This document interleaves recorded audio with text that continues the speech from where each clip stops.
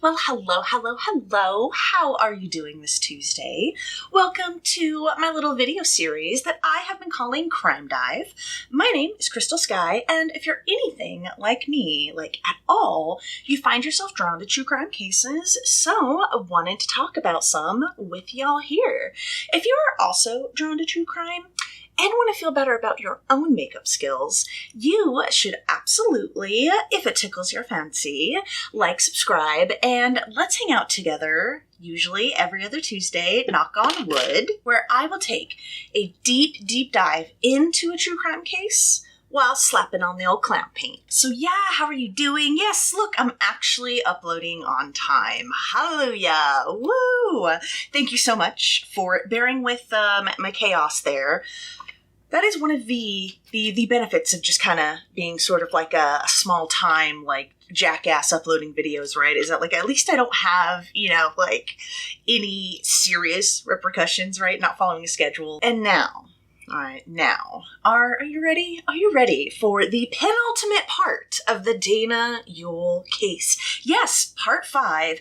And then we only have part 6, and we will finally wrap up this case. Oh my gosh. There's just been so much in this case. When a case really draws my attention, and there's a lot of information out there, like a book or, something like that, lots of articles or whatnot, documentaries, etc., etc.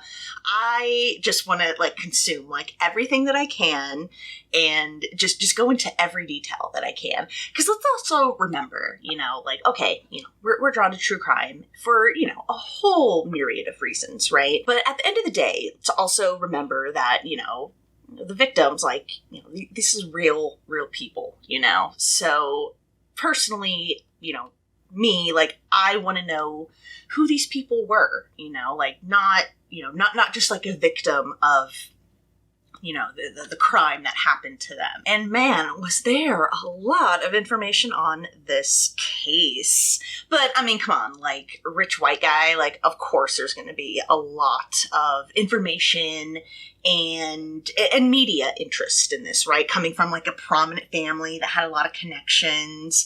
Yeah, no wonder that there's so much information on this case, which works in, our favor. And speaking of lots of information, in addition to combing through so many newspaper articles, I was looking at my bookmarks, because I do an individual folder for all the bookmarks for each different case, and I think there are hundreds, literally hundreds of resources and articles and all kinds of stuff that I found. I also read this book, Catch Me If You Can, by Craig Hennadell, and you guys have heard me sort of shitting on this book. It's not that the information in this book is wrong. I appreciate that, but yeah, just not a fan of the writing style. I will get into all of that in part 6. And also wanted to give a shout out to a YouTube user formerly known as @HeyHeyYou, Miss Catherine. Thank you so much for pointing this case my way. Man, it has been, I guess enthralling would be an adjective that I can think of. I think I said this in part 4. It's just amazing. All of the major players in this case, they all came from such a privileged upbringing. With problems, probably mommy daddy issues. Who doesn't have, issues with family and whatnot and upbringing, whatever. But right, usually when we get into crimes and we get into the perpetrators, there's something that does not condone, of course, their actions, and it doesn't excuse it. It just sort of explains how a person could sort of end up in that position of, killing someone. But with Dana and Joel, man, I mean, born into wealth and privileged education, and yeah, even if you had mommy and daddy issues, still, right, they were in a position better than most to get out of that and rise above and be able to move forward, in their life with that. But yeah, instead, they decided to, murder a whole family for money. It's It's just wild, man. And as I have said in all of the parts for this case, forewarning, right? Language. In this part, we will get into a little more details of the killings themselves, all right? It's nothing too graphic, but if it's going to be brought up, you know, nothing too gruesome or in detail, but we will be going over the killings. As I always like to give people a forewarning, people have different tolerances for stuff, you know. All right. Whew. Well, enough of that. Let's dive right into part 5. So we are going to pick up exactly where we left off in part 4. If you will remember, we had Ernest Jack Ponce, right? He's our third player that we've discovered in this case. He's finally been arrested, as has Joel. Dana still on the run. But we ended part 4 with Jack's confession/interrogation, right? And he ended up dropping a bombshell of knowing where the gun barrel of the murder weapon would be. And he told the detectives that he would be able to tell them where he had disposed of it. So we'll pick up right after that. So Jack's confession happened on Friday, March 3rd, 1995. So we'll go and open up this part with the very next day, Saturday, March 4th, 1995. Oh, and I'm going to try something a little different with the makeup. Well, we'll see how it turns out. So it's the very next day, right after Jack's confession. And that is when lead detective on the case, who we have been discussing for a while now, Fresno County Sheriff's Detective John Souza, his partner, Detective Chris Curtis, Fresno County Sheriff Sergeant Dale Cottle, not a day without animal hair in the makeup, Detectives Jack Duty and Robert Brown, along with a whole other team of technicians, drove Jack from Fresno down to Southern California because Jack was going to show them not only where he had, buried and disposed of the weapon of the barrel of the murder weapon. He was also going to go around Southern California and show them all of the places him and Peter Radovcich's, if you remember, Joel's older brother, had disposed of multiple items that Joel had asked them to get rid of. So we're going to open up on that day. And it is at 3:45 p.m. that day that Jack led the whole team to Peter Radovcich's former apartment.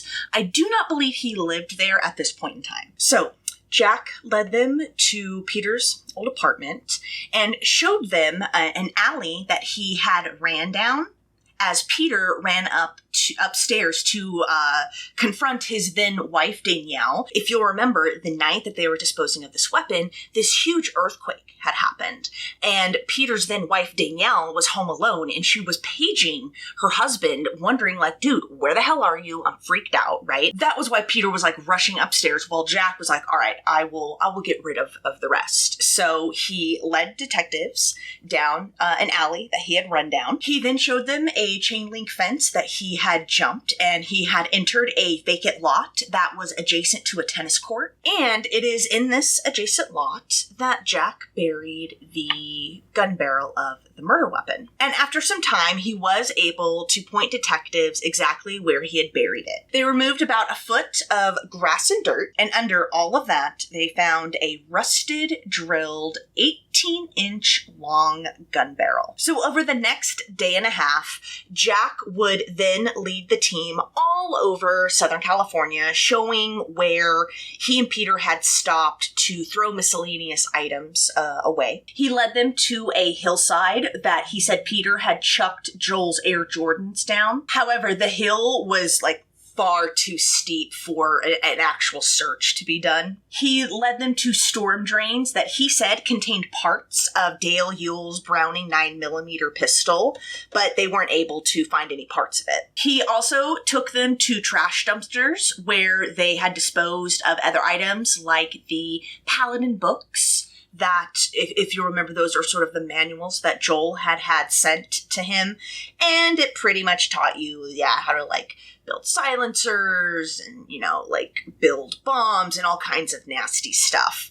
However, despite all of that, the only thing detectives would be able to track down was the gun barrel, which is still a huge find, right? So later that Sunday night, Detectives were planning on going to a celebratory dinner. However, as they were about to leave, Fresno County Sheriff's Lieutenant Ron Wiley paged Sergeant Cottle and informed them that he had contacted FBI agent John Zent, if you will remember, is the father of Monica Zent, who is Dana's girlfriend. And Wiley was asking Agent Zent where Dana was. Remember, they had put out an APB on him, they had arrested Joel and Jack, but Dana was nowhere to be found. And Agent Zent at first said that he had no idea. He didn't know anything, and there was, nothing he could offer. However, when Lieutenant Wiley informed Agent Zent that, okay, but just FYI, we did put an APB out on not just Dana's car, but your daughter Monica's as well.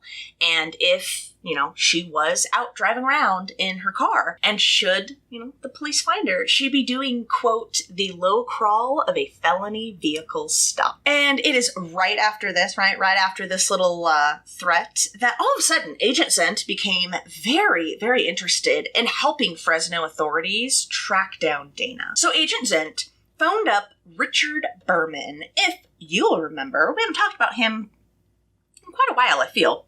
He is Dana's defense attorney that Dana had gotten.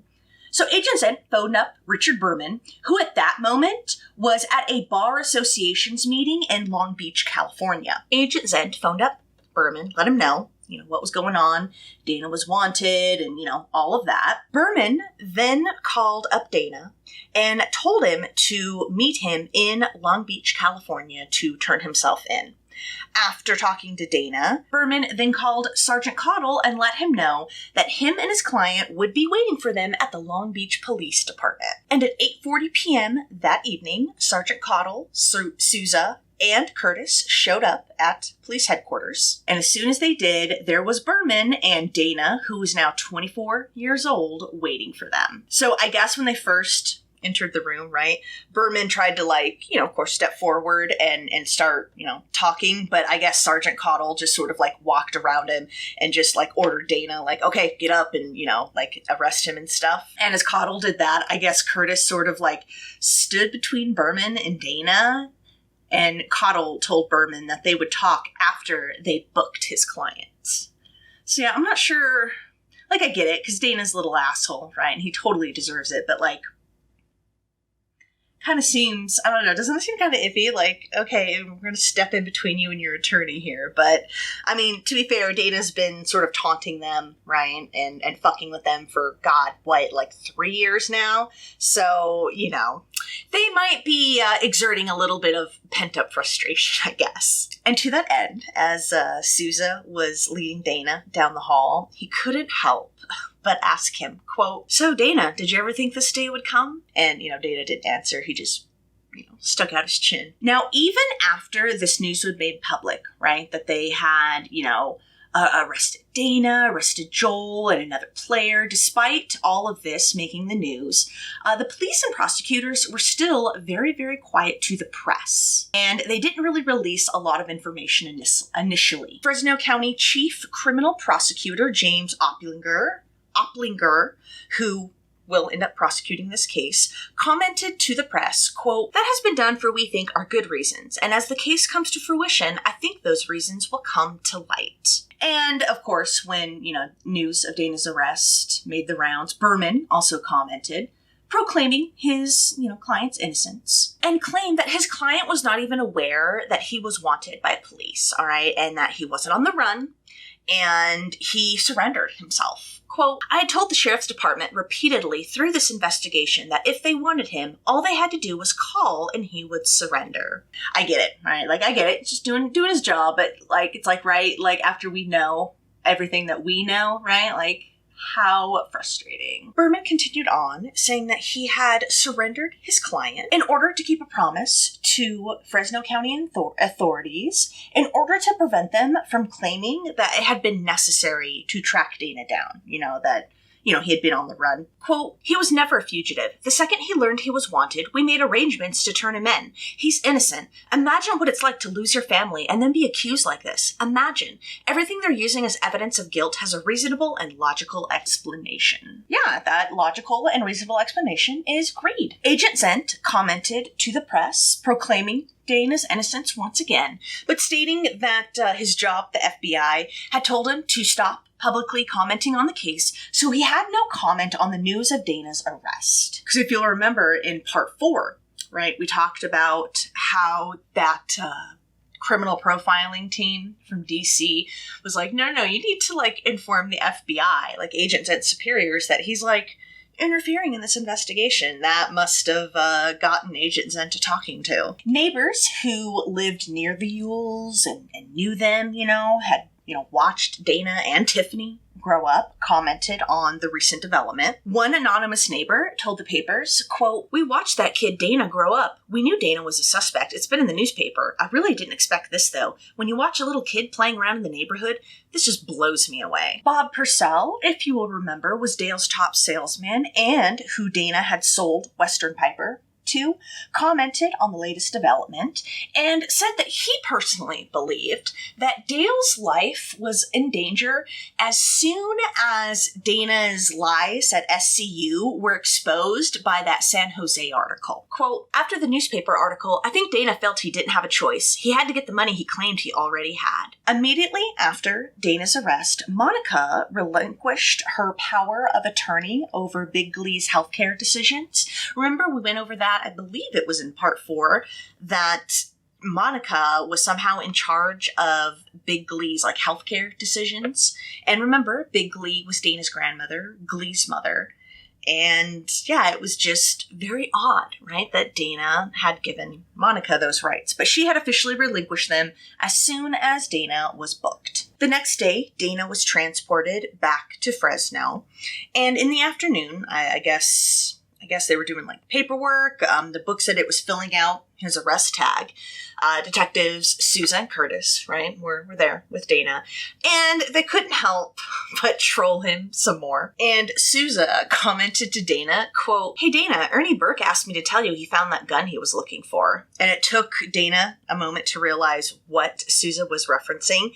If you'll remember, I think it was one of the early parts, Dana had mocked the police, right, thinking that he was way smarter than they were, and he mocked them, and one of the comments he made about Sousa's former partner was that he couldn't find a gun in a gun store. They put Dana in handcuffs and leg irons, and then marched him out the eastern exit of the sheriff's department. They were going to transport him to the county jail. And through that exit was waiting all kinds of press, right? Cameras and all kinds of microphones were thrust in Dana's face. And Dana protested his innocence. And this is actually one of the more prominent and popular photos that you'll see of Dana when you research this case, is of Sousa and Curtis escorting him out of this exit. And as he was being marched, right, people, reporters and stuff were, of course, asking oh, Dana, did you do it?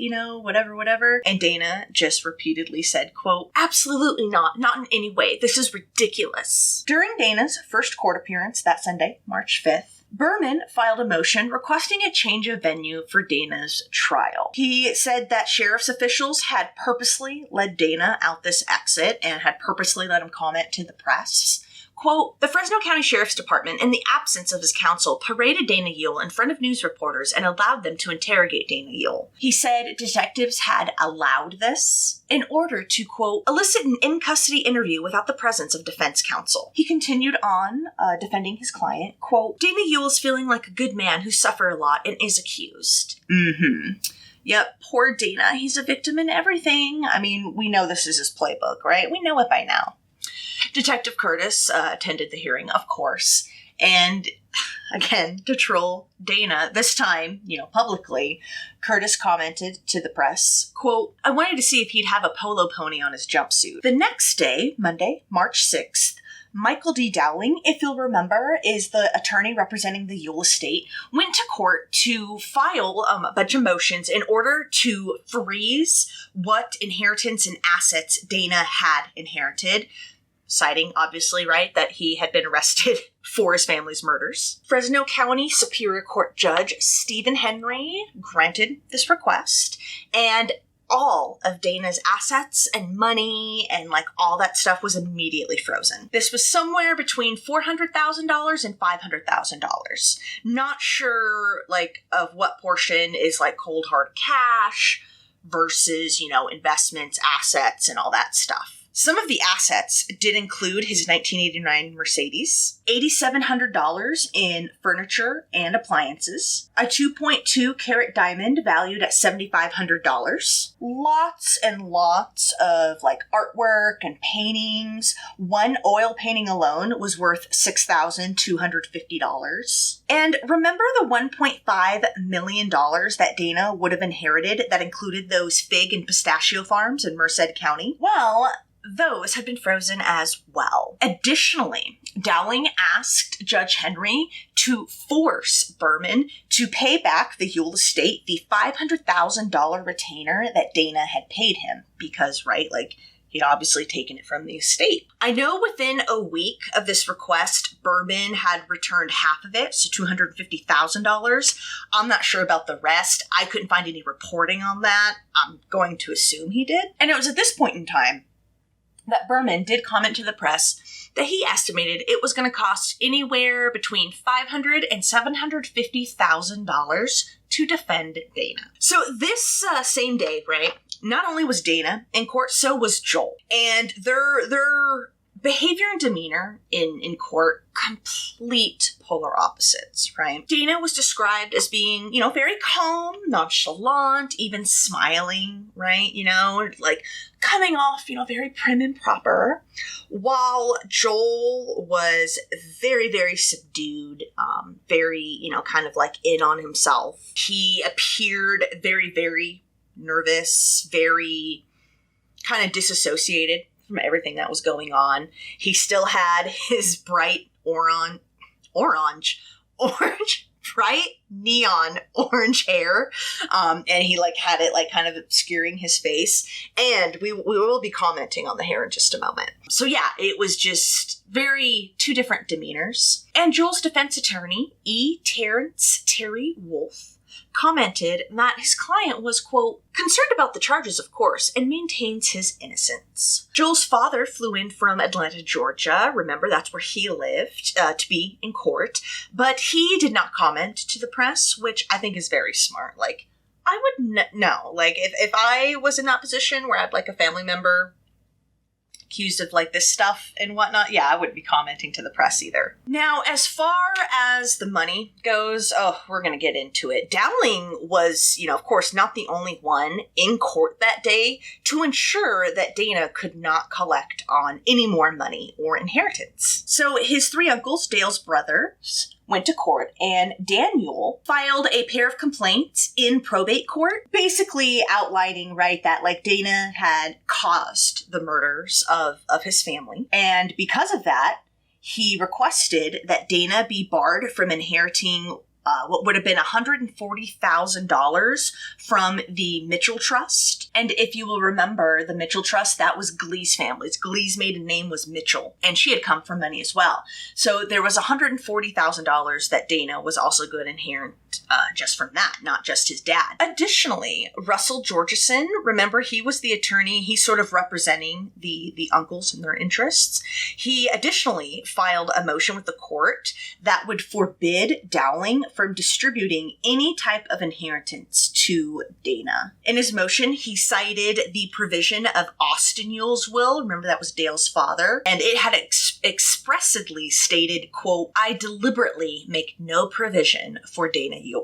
And the uncles told the court that they wanted to ensure that their father's wishes would be adhered to. Now, how the Ewell uncles tie in with, the Mitchell Trust and all that, I'm going to assume that, a bunch of the families, I don't know, legal shenanigans, when you have that kind of wealth and whatnot. I wouldn't be surprised if it was sort of, commingled, especially since, Dale and Glee were married a long time. They had a family. Dale was very successful, you know what I mean? So on Tuesday, March 7th, Ruth Lind, who you will remember was Big Glee's original estate administrator, filed motions with the court requesting that the management of Big Glee's estate be put back into her hands and away from Dana. Remember, Dana had fired Lind after he had, got access to Big Glee's accounts and he saw how much money was in them. Lind outlined everything to the court that Dana had done, including moving Big Glee from Turlock to Studio City after major surgery. And Lind told the court that this move left Big Glee, quote, confused. And she stated in her filings that she believed Dana, quote, may have influenced Mitchell to spend substantial sums of her money on him and possibly his friends. She said at this point, Big Glee couldn't even recall if she had children or not, and she had no idea who Dana even was. She also told the court that Dana, quote, does not allow her to have any money. Before Dana had taken over, Big Glee was given monthly, payments from out of the estate for, living, necessities, bills to go out and whatnot.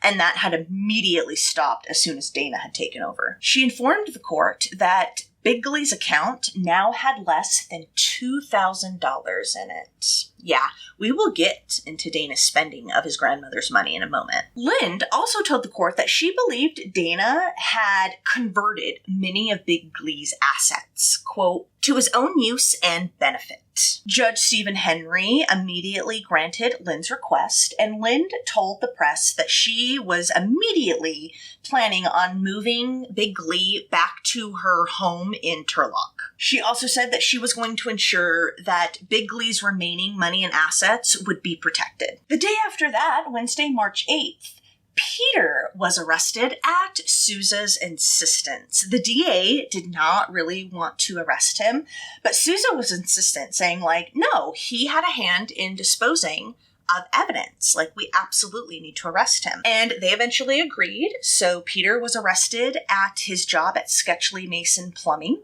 I guess he was, walking across the garage or something, and then he saw Sousa, the pair of handcuffs, and several police officers, and knew that he was in trouble. Peter was immediately transported back to Fresno and charged with 3 counts of murder. His bond was set at $750,000, and him and Joel's parents hired attorney Michael Idahart to represent Peter, even though Peter told his family that he didn't need an attorney because he was going to cooperate 100%. He was totally down. He immediately flipped and said, everything that he knew. And it is on this very same day. Man, I forgot to warn you guys.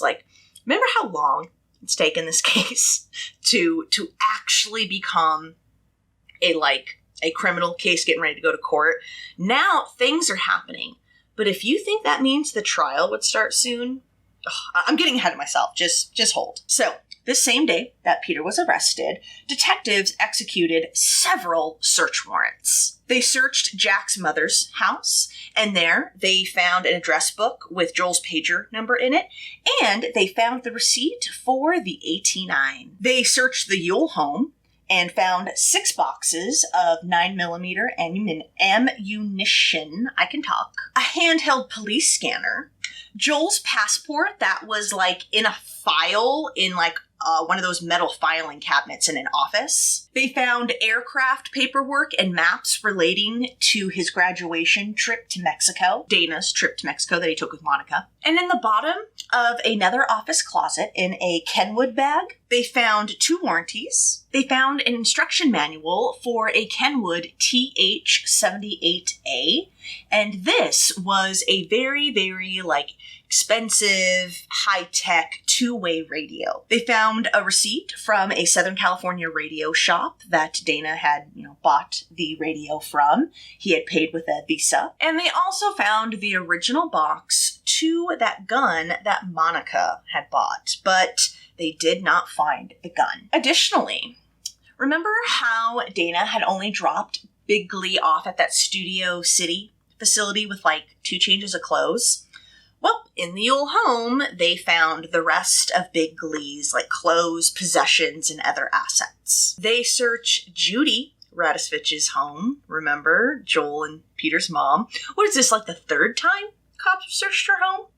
And there, in one of the center bedrooms, on a shelf, they found another police scanner and another Kenwood two-way radio, specifically the TH-78A. They found Joel's health insurance card. Specifically, they found that in Joel's Honda. And I believe this might have been in the garage. They also found a drill rack with metal drill bits on the bottom. And they looked at these metal shavings that collected on the bottom and gathered them, and they sent them off to that forensic expert, Luke Hag. H-A-A-G. Hag? Hog? I don't know. Anyway, they sent him to Luke. That's what we'll call him. And he was able to determine that some of those shavings were nearly identical in metallic content to the barrel of the murder weapon. He was also able to find a metal shaving that was like very, very similar to a metal shaving that they had found on Glee. And additionally, on top of all these search warrants and court appearances and motions and stuff, this was the day that Big Glee was returned to her original home in Turlock. So that's good, right? Like at least now she's got like some people looking out for her. Also, this same day, I told you this, it's just like a lot of stuff happening. This was a very busy day in the investigation. This same day is also when Jack is released on his own recognizance, right? And the reason being is that Jack agreed to be a prosecution's witness. And this was in exchange for immunity for his participation in the crime, specifically, right, the disposing of evidence, buying Joel the murder weapon, and he signed a non-prosecution contract, is what the papers reported, which I did not even know that was a thing. I just thought that was interesting. Not the immunity, but that, like, there's, like, a specific, non-prosecution contract. Part of Jack being able to, be free on his own, will and whatnot, was that he agreed not to leave the state of California, not at least without the DA's permission. And interestingly enough, both the prosecution, which again was led by Oplinger, and Jack's attorney, Curtis Sisk, both requested that media not be allowed to take photos of Jack in court, but Fresno Municipal Court Judge Michael Feinberg denied that request, saying that there was no reason not to allow the press to take photos. Judge Feinberg did comment that it was, quote, very difficult to release a defendant charged with 3 homicides on his own recognizance, especially considering, right, that the charges that Jack, Joel, and Dana were charged with made them eligible for the death penalty. But he said, you know what, if the prosecution's on board, then all right, and, I'll let this go. I mean, that's pretty wild, right? To be charged with 3 counts of, like, first-degree murder and then being able to walk away. Peter was released from custody the next day, Thursday, March 9th. Publicly, the police told the press that they determined Peter was not an actual participant in the murders. They also stated that he was cooperating fully with police, which was another reason he was being released. Both Dana and Joel's arraignment were supposed to happen on the same day. However, Berman and Wolf requested a delay, citing that they had not received, everything from the prosecution that they needed. Quote, these were outrageous charges against Dana Ewell, and we have yet to see one piece of the alleged evidence, and this was according to Berman. And Wolf added on to this, quote, we haven't received a single page of discovery. The arraignment was then delayed until March 20th. And, right, we've done enough true crime cases to know that yes, it would be delayed several more times, and this would be due to the inheritance issues, which we will get into. On Friday, March 10th, Berman requested Fresno Municipal Court Judge Vincent McGraw order 4 Fresno TV news stations to hand over and preserve all of their coverage regarding Dana Ewell's arrest. He wanted to use that footage to bolster his claim that they needed to move the trial outside of Fresno County. Berman said that this was a pretty routine request, but Judge McGraw denied his request. And he said that Berman hadn't cited adequate legal precedents in his motions. But he did say if Berman could, amend his mistakes by the following Tuesday, he would grant his request. And that's all I saw reported about that. I'm going to assume that, yeah, he got it. I mean, seems pretty standard, right? This same week is when police would come out and divulge a little bit more about what they had uncovered. They revealed that they had found the barrel of the murder weapon in thanks to Jack's help. They also told the press that they were confident they would retrieve more of the murder weapon, but I don't believe they ever did. So this week, right, as the news conferences are getting held and, right, all these things are happening in court, and it's being reported on because it's a big case. Sousa gets, several calls this week of people who've, seen the story and the updates, and they just had some information to share with him. So one of these phone calls was from a Beverly Hills hairstylist, and she told Sousa that Joel had come to her salon and requested that she bleach his hair, right? So like bleach blonde. She was like, all right, yeah, no problem. And she asked Joel before she started, like, hey, have you dyed your hair black in the past? And for some weird reason, Joel lied and said that he had not, when in fact we know he had, right? Because he was changing his hair and whatnot a lot. Well, right, this is why you don't lie to your hairstylist, kids. When she applied the hair dye, whatever it was, because Joel had lied to her, I don't know, she used some sort of dye, and it ended up turning his hair bright neon orange. And that is why he had that hair. And she told Sousa that, like, yeah, Joel got really upset. But it's like, bro, what the fuck? Like, that's why she asked you, idiot. Like, she's asking because, like, yeah, I have no idea how any of that works. I know that can get super complicated super quick, especially when you're talking about, like, right, like dyes and chemicals and hair and whatnot. Like, yeah, why would you lie to her? I just don't understand. I also don't understand how you would, like, murder a whole family, but Sousa would get another call from Beverly Hills this week. This one from a talent agency. He got a call from International Creative Management, ICM, and in case you didn't know, there's only like, I don't know, I think like 4 or 5 talent agencies in Hollywood, and ICM is one of these. And so a rep for ICM calls up Sousa and lets her know, hey, Dana actually submitted his resume for a position with us. She faxed Sousa over Dana's resume, and does it really surprise you guys to find out that all of that bogus bullshit information that he had lied at college was on his resume? But apparently, what interested Sousa about his resume was a quote that Dana had in his cover letter. And it said, "To cut to the chase, I thumbed my nose at the traditional American establishment and became a teenage entrepreneur in the process. I have a reputation for doing absolutely anything to get the job done, going well above and beyond the normal call of duty. I am a person who thrives in a dog-eat-dog, survival of the fittest type of environment."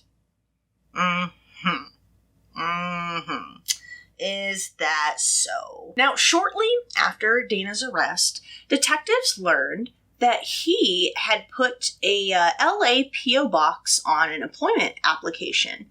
And I wonder if it was the application to the talent agency. I don't know. So that was interesting. But after tracing the P.O. box, police were then led to an apartment in Sunset Beach. But when they raided it, stormed it, whatever, they found that that was a bogus address. Dana had never lived there. God, I hope nobody was actually living there when that happened. How horrifying. We already know. I mean, Breonna Taylor being, like, the most prominent, right? Like, we already know how that could have went. Oh, that'd be terrible. I hope nobody was living there. Now, you're probably wondering, like, okay, we've got all this, but, like, what about Monica? What about Monica Zent, Dana's girlfriend? Well, get this. On March 17th, the papers ran a story all about Monica, and it was talking about how she had remained elusive to police. They were trying to find her in San Diego. Remember, she was going to school there, but they couldn't find her. And the papers reported that police wanted to find her because they just wanted to serve her some court papers that would order her not to dispose of anything that Dana had given her. And they also stated in this article that they had also served these same type of papers to her father, Agent Zent. It was reported that they believed Dana had bought Monica several things, including a new car, paying for her living expenses and tuition in San Diego. And they said this was all done after the murders. And it was done with money, right, that Dana had inherited and or made selling his family's possessions. And I guess, again, right, like Monica's remained elusive, and the press, of course, is trying to contact her to get a comment. And I guess the papers called Agent Zent's home, and a female relative answered and just said, "We have no comment. Do not call here again." Yeah, they were probably being blown up with press. That would be so annoying.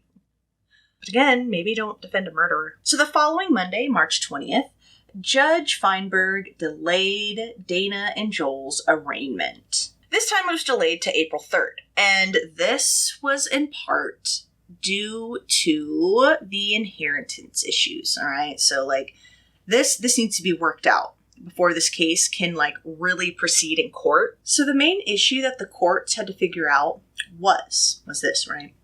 Should Dana get at least partial access to his inheritance to defend himself? Because remember, right, like, guilty or innocent until proven guilty. Now, obviously, right, if he, murdered his family, he would be disinherited and wouldn't, qualify to get that money. However, Dana's defense was arguing, like, wait a minute, what about, like, innocent until proven guilty? And, in order to do that, he needs, access to that money. So that was really the issue that the courts had to figure out. However, despite this issue, Judge Feinberg did warn Berman and Wolf that he would not delay the arraignment again while, little Prince Dana figured out his money issues. Berman stated to the press, right, of course, that, like, his, client's innocence. Quote, "I have seen no evidence whatsoever connecting Dana Ewell to any crime." He again complained that they had not received proper evidence and discovery and documentation from the prosecution, while Oppinger told the court and the press, quote, "This is an ongoing investigation. It serves our purposes to maintain secrecy while a case is being investigated." The press asked Berman how his little Prince client was faring behind bars, and he said, quote, "Dana is very anxious to get into court and prove his innocence." The LA Times ended up doing an article on this case, going, like, into depth and stuff. And in this article, they, like, really stuck it to Dana. It was pretty funny. They talked to, like, 3 classmates of Dana from, like, junior high and high school. And they pretty much, like, recapped what we've talked about in, like, part 1, that, like, even with Daddy's money, Dana was a loser, had to flash around his cash, right, to make friends. A mother of one of Dana's classmates commented, quote, "Dana was a very bright kid, and like a lot of bright kids, he had a hard time finding his place in the high school world. He was insecure and tried to buy his friends." Bob spilled the tea on how Dale and Glee would cover up Dana's screw-ups. He recounted that story of how Dana wrecked his brand new car at Pajaro Dunes. Quote, "Dana wrecked the car on the coast, and his father didn't want anyone to know, so he went out and bought him a brand new one that was identical." Yeah, like, I don't get that. Like, why don't you want anyone to know? Like, who cares? I don't get it. Bob also commented that he had been disturbed when Dana, quote, "lived in his parents' house very soon after the murders." He and other former employees of Western Piper also told the press and the LA Times what they thought of Dana when he, kind of became the owner of the company and his, like, work ethic and everything. They said Dana thought everything was, like, just, like, a big joke, how he didn't take anything seriously. They also told the LA Times about the Bert and Ernie and Mutt and Jeff nicknames that Dana had given investigators. This article also went into how Agent Zent had vehemently defended Dana, even writing that cringy op-ed to the Fresno Bee. Sousa also commented in this article, right?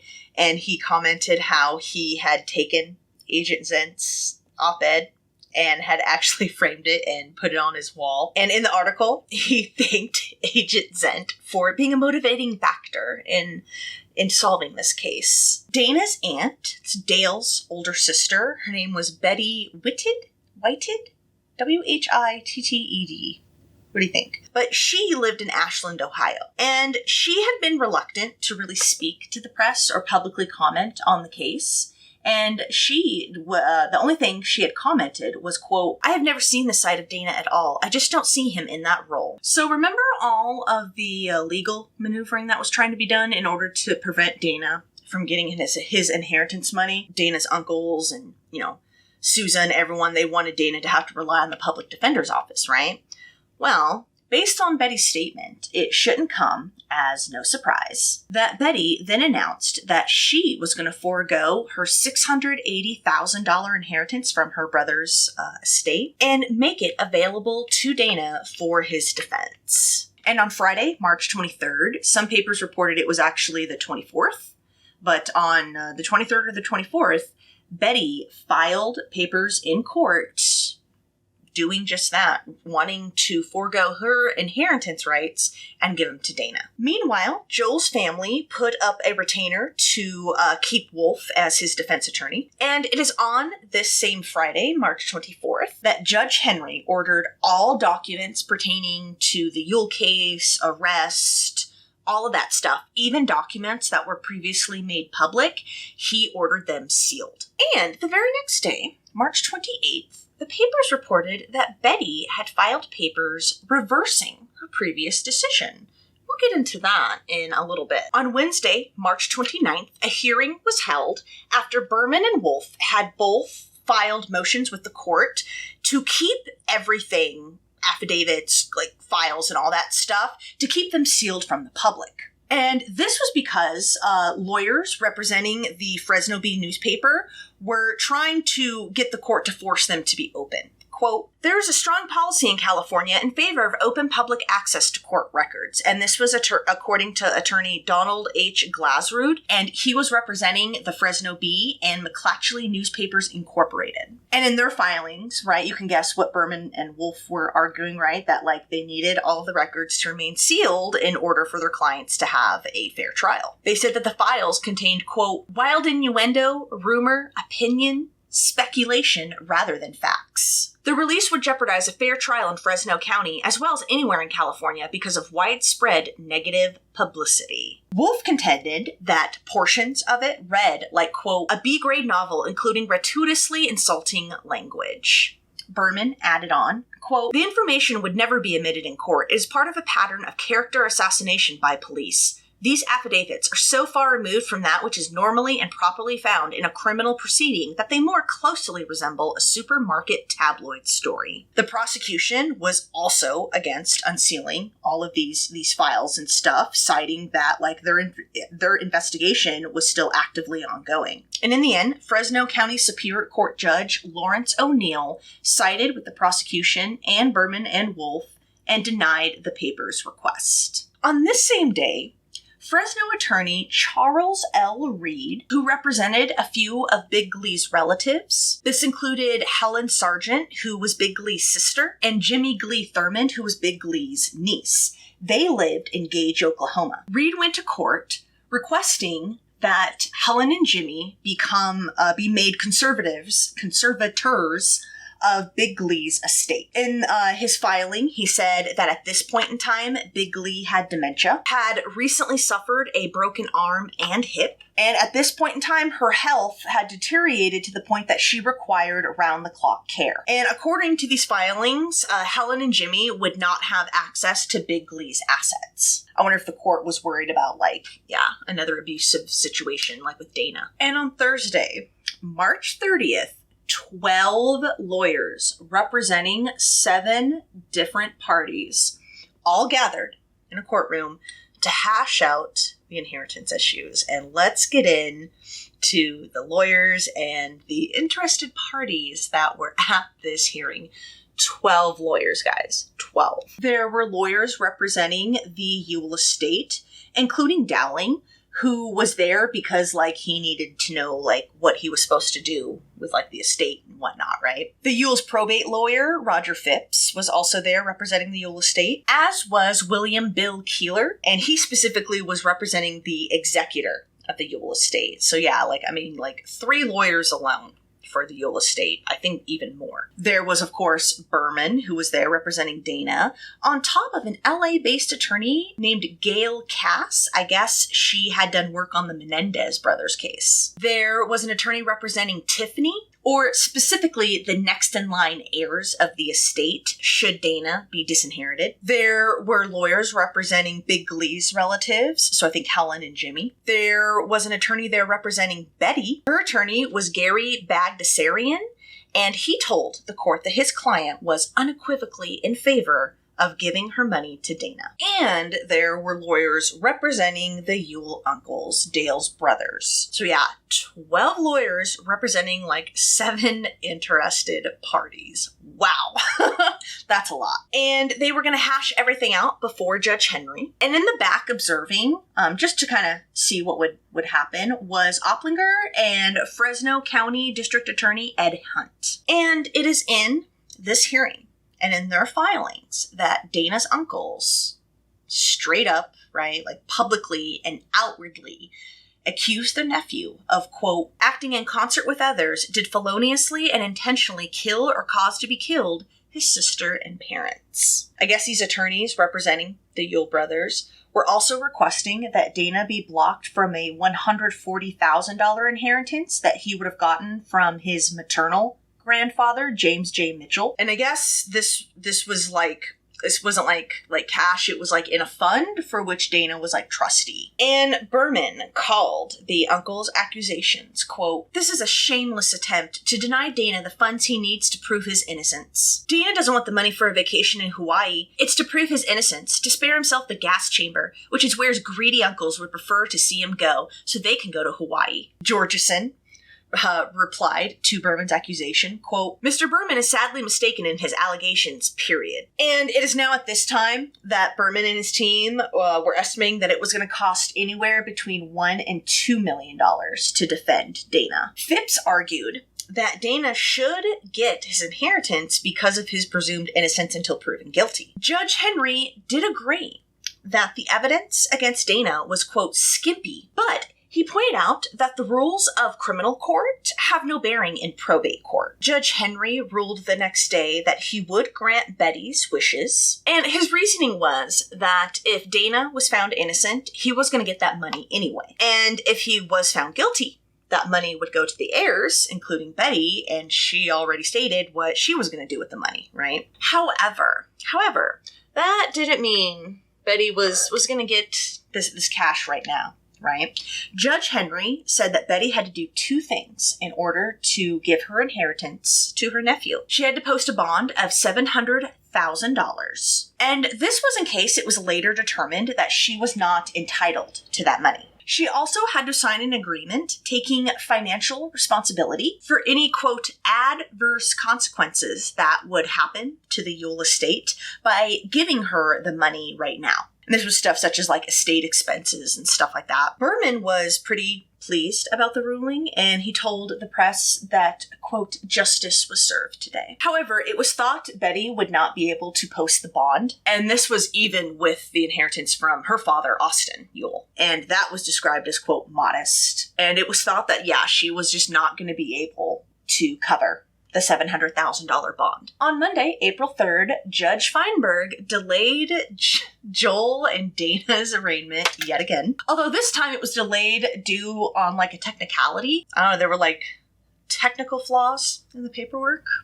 Whatever that means. I guess Berman argued that the criminal complaint against Dana contained ambiguities, good lord. And because of this, it should be refiled. And Opplinger must have agreed or something because he didn't object to this. On Thursday, April 6th, the Ewell brothers won a temporary restraining order against their sister. And this restraining order was in Ohio, and it was basically just forbidding Betty from transferring any money from her father's estate, at least until April 20th. And at this April 20th hearing, it was going to be determined if Betty was still going to be executrix of her father's will. And executrix is apparently the term for a female executor of a will. I don't know why there needs to be a gendered term of that, but whatever.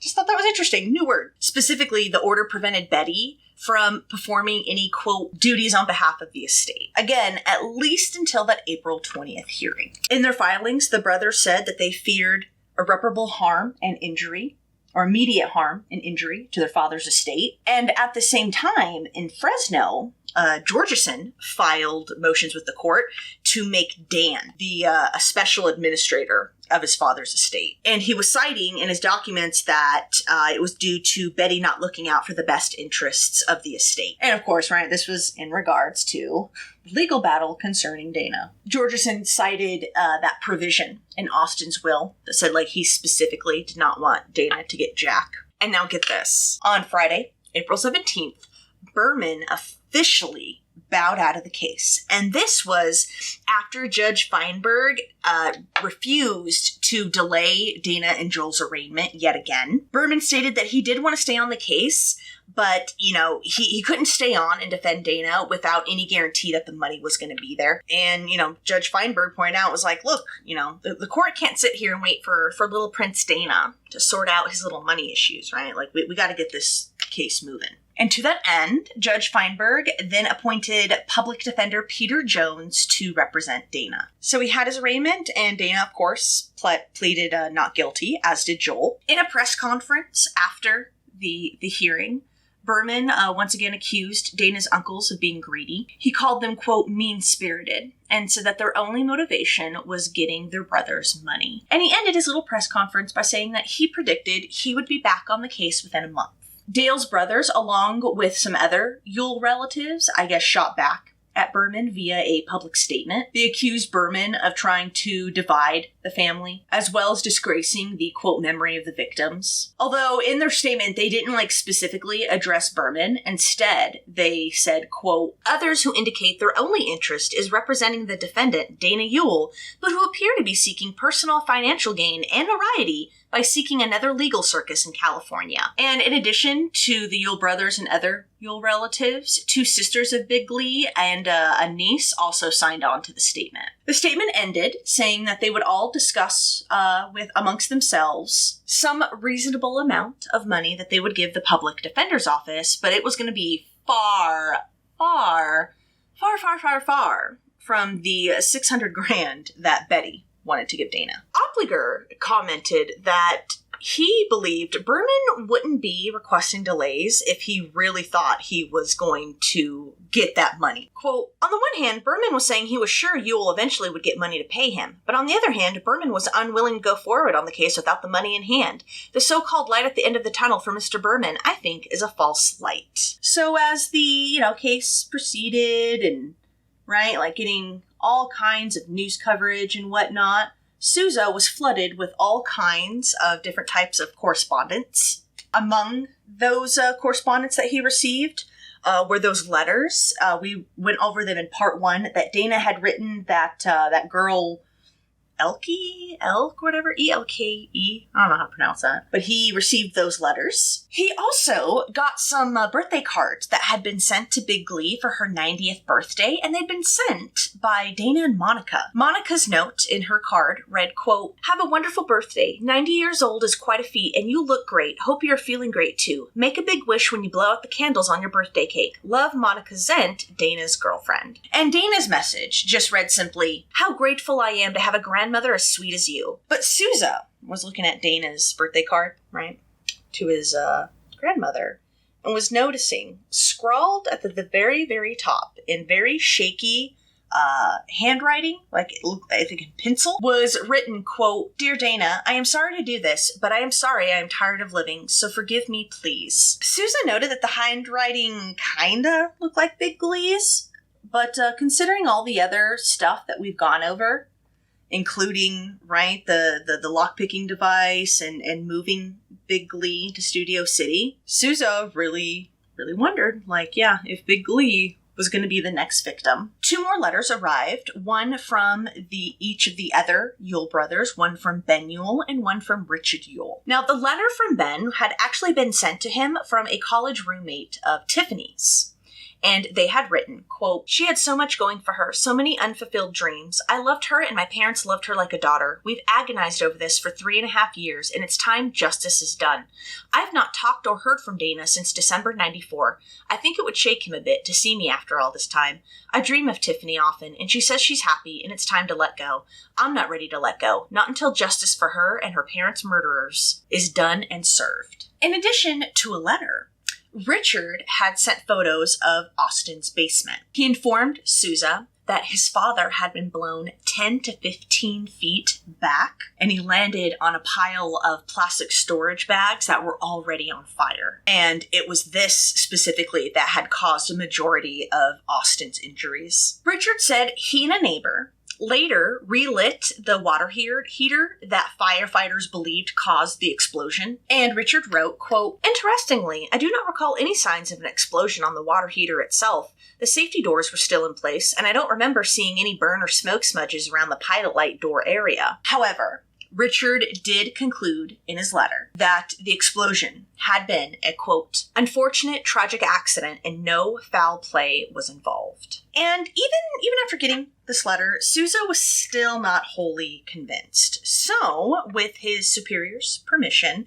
he was able to send Detective Burke out to Ohio and see what he found out. But after being there a week, Burke was not able to find out anything. It seemed that it was indeed an accident. Although Sousa did vow to investigate Austin's death on his own time, even if he was retired.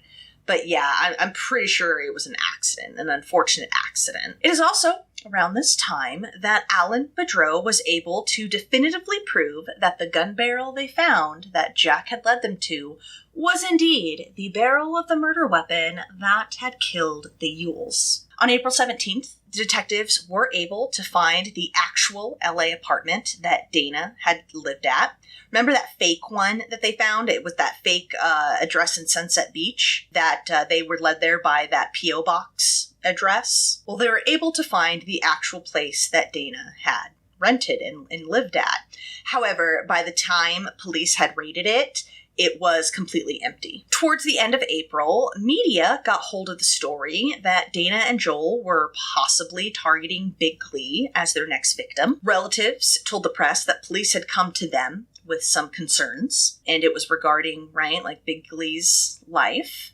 While the police, of course, did not publicly comment to the press on this story. Wolf, though, said of the accusations, quote, "It sounds like they're grasping at straws." And it was at this point that the papers reported that Dana was, represented by Jones from the public defender's office, but he was also being represented by Berman. So yeah, I'm not sure how that worked out, but Berman did comment to the press about this story. Quote, "I know the reasons that she was moved to the Los Angeles area, and they are very sound and reasonable. This is just another attempt at character assassination in the court of public opinion because they don't have any evidence to convict Dana in a court of law. This new theory is just them blowing smoke in a desperate attempt to turn their fantasies into fact." Berman said that the reason Dana had moved his grandmother was because he wanted to visit her more, guys. Come on.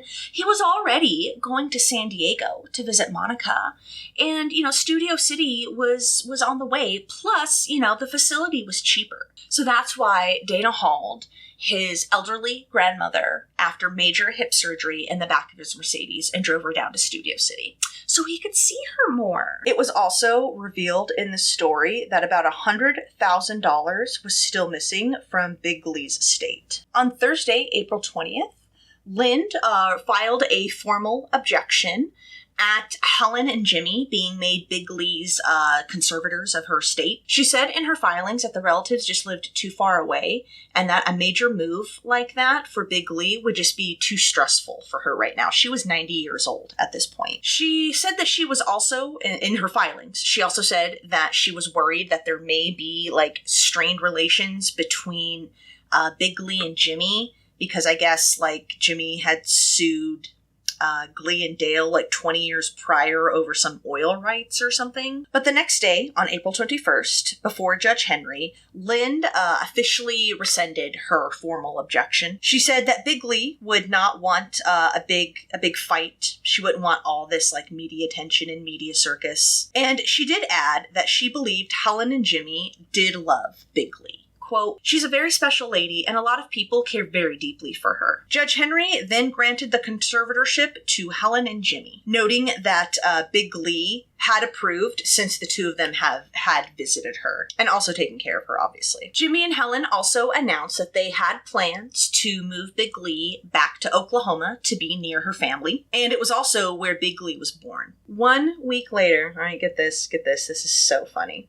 1 week later, all right, on April 28th, Betty officially rescinded her offer to Dana, and this was with an agreement that she filed with the Lorain County Probate Court in Ohio. And part of this agreement was her brothers dropping their objections of her being an executrix of her father's estate. James R. Couch was the attorney who represented Betty in this, and he said, quote, now is the time for the family to bond together, not be torn apart. Georgeson said of the agreement, quote, it's over, we won. And he insisted that the matter had been satisfactorily and amicably resolved. And this meant that Dana no longer had the funds for Berman's defense, so he was stuck with Jones from the public defender's office.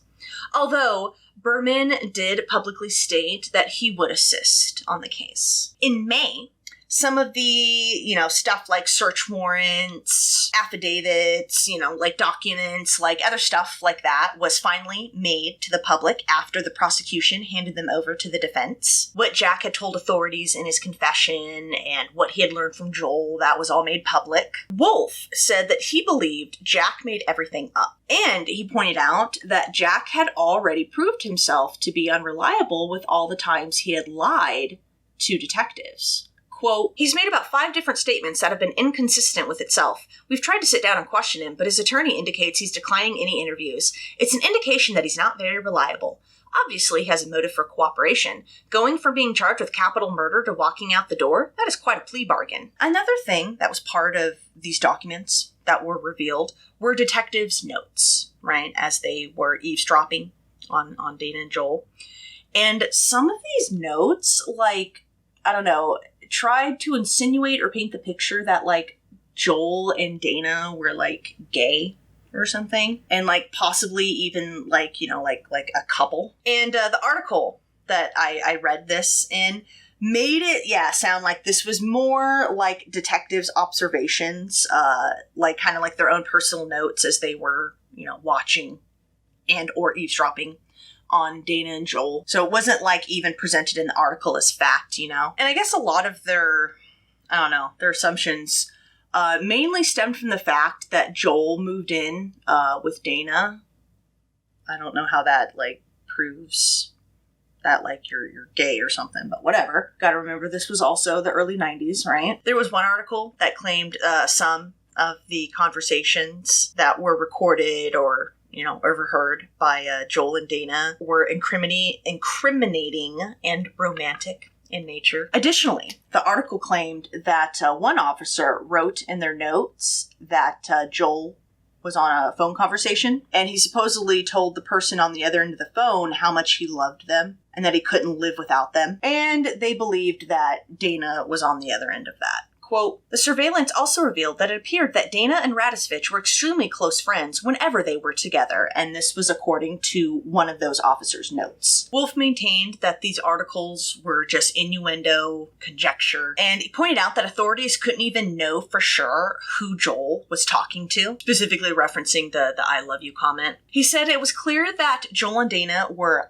good friends, but there was no evidence that they were extremely close. Quote, it's an improper conclusion. I would be surprised if that testimony was even admitted in court. He said he had not asked Joel if he was gay, and he wouldn't because it was irrelevant. Berman also commented on this story, saying, quote, when you talk about rumors that he's gay, here's the answer. They're on a campaign of character assassination to try to prejudice as many people as possible, because they can't prove the case in a court of law. They just don't have it. But the Fresno Bee reported that allegedly Allegedly, during the course of this investigation, Berman told authorities that Joel's feelings for Dana might explain some of the seemingly suspicious behavior. However, I don't understand how, well, yeah, because, he's a defense attorney. He would try to not put blame on Dana, and with that comment, I would assume that he was trying to imply that, Joel did it on his own because he was, obsessed with Dana. That's how I interpreted that comment. Wolf said that these reports were not fact-based and were, quote, argumentative and, quote, written like a storybook.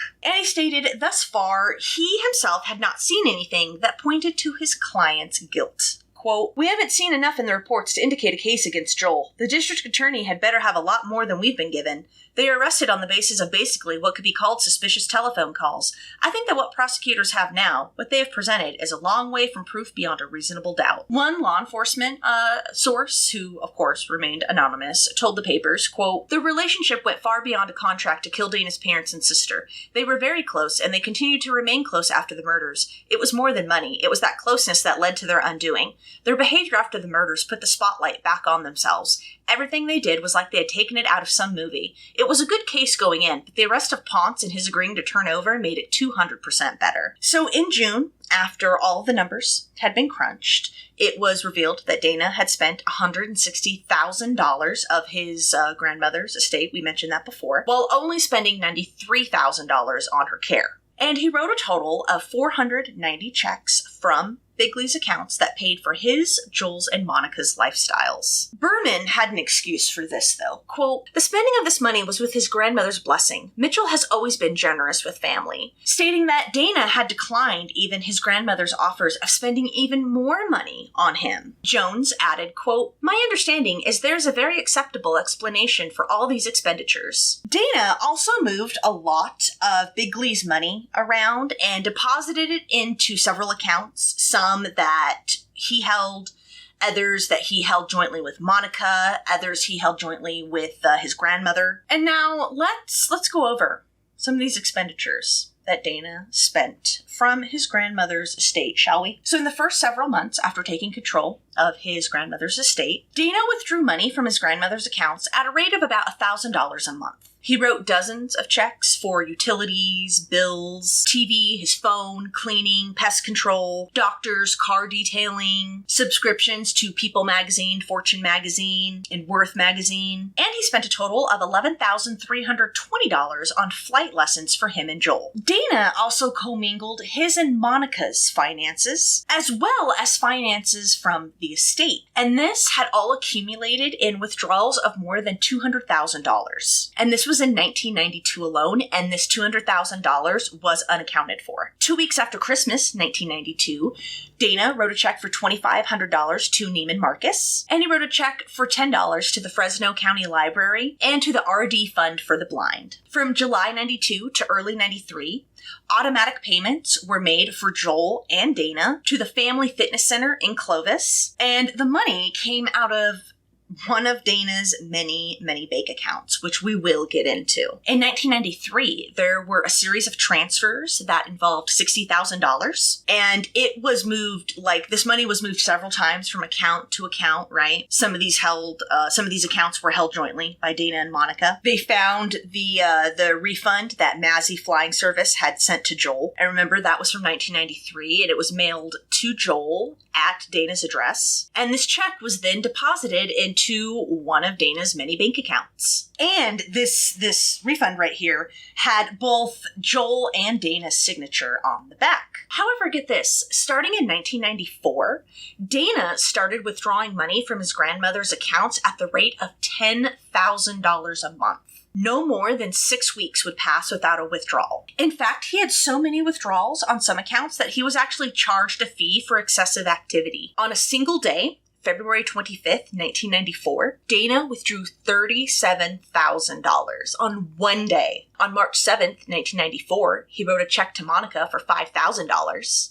And there was a check written on April 17th, 1994, and it was for $17,014, and it was addressed to the University of San Diego, which, remember, is Monica's school. And these funds, right here, came directly from Big Glee's accounts. Records also showed that Dana had paid more than $15,000 to a law firm, the firm of Thomas, Snell, Jameson, Russell, and Asperger. This was the firm that Roger Phipps worked at. If you remember, he was one of the attorneys representing the Ewell estate. In early 1995, money from the Ewell and Mitchell trusts were used to create several bank accounts, some of them, again, being joint accounts held with Monica. On January 13th, 1995, there was a $9,950 check written to Monica from Dana. Additionally, Dana wrote checks totaling $2,700 to Jack Neese. Dana would use Jack's phone to keep in contact with Joel and also used Jack's address on application forms. Records confirmed that Dana did in fact pay for Joel's flight lessons and had spent more than $40,000 on Monica. And most of that money to her came in the form of a check that was written to her from him. And this was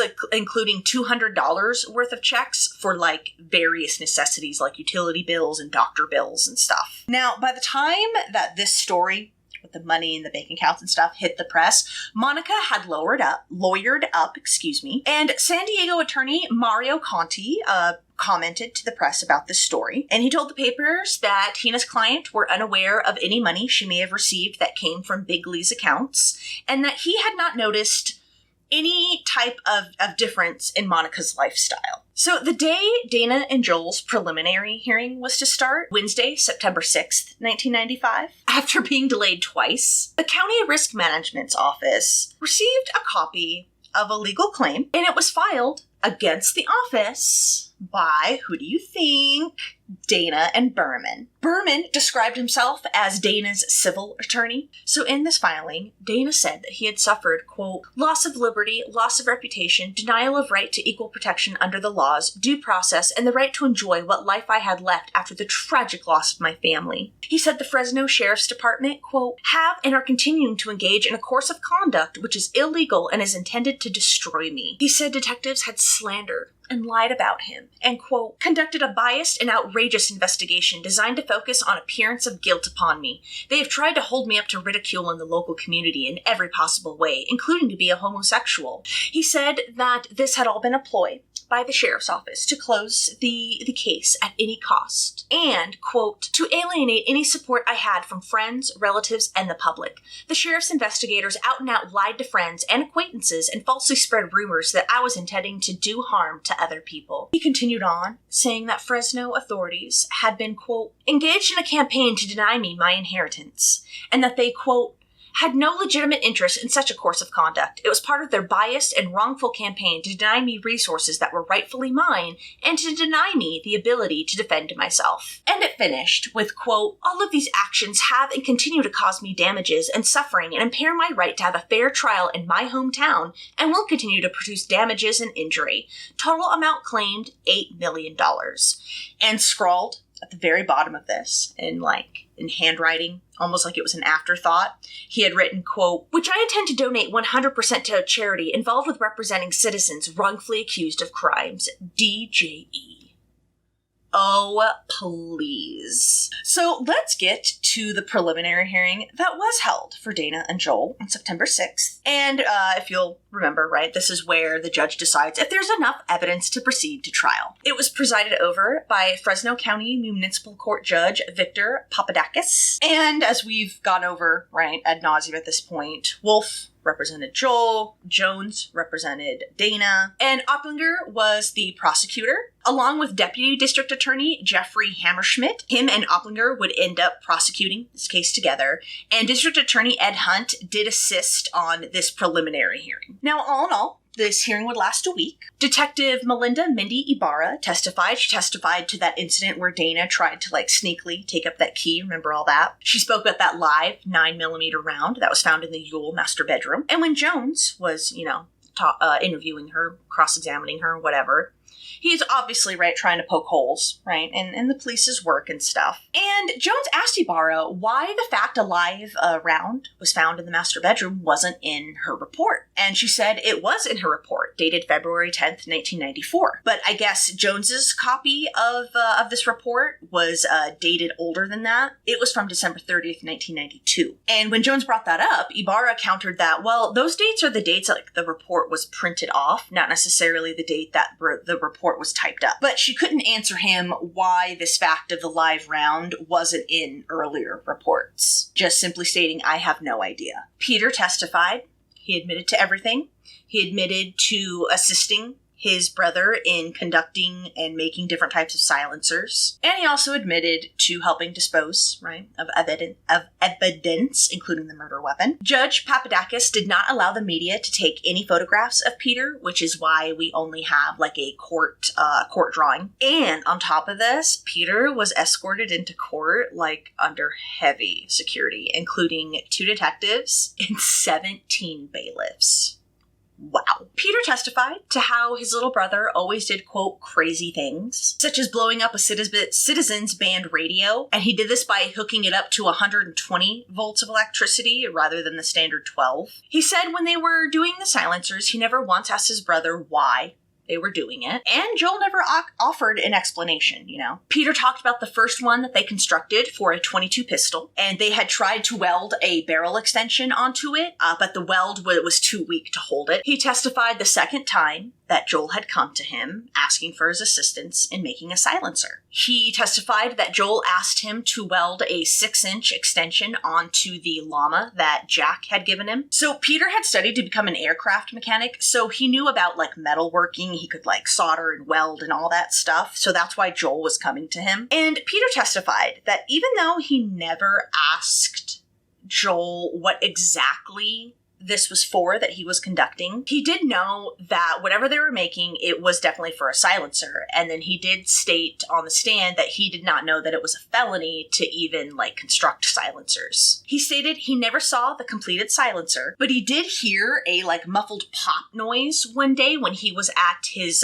mother's home, and he, you know, looked out to see where that noise had come from, and Joel walked out of the garage a few minutes like after he had heard that noise. He also said that Joel would work on the silencers when their mom was gone during the day. He spoke about the third time Joel had come to him. This time, he wanted his brother to weld a large washer to the barrel of an even bigger gun. He testified, quote, Joel called me up and asked me if I could come over and solder something for him. And apparently the washer was necessary to anchor the silencer to the weapon. He said when he arrived, Joel had like everything set up and prepared. Quote, it was all set up. The barrel was sticking up in a vise, the washer in the location he wanted it. He said the only time he saw the murder weapon with the completed silencer was the night of the mission. Peter said he couldn't remember if it was Joel or Jack who had asked him to dispose of a backpack of items, but he stated that the backpack was filled with all kinds of guns, fired brass shell casings, some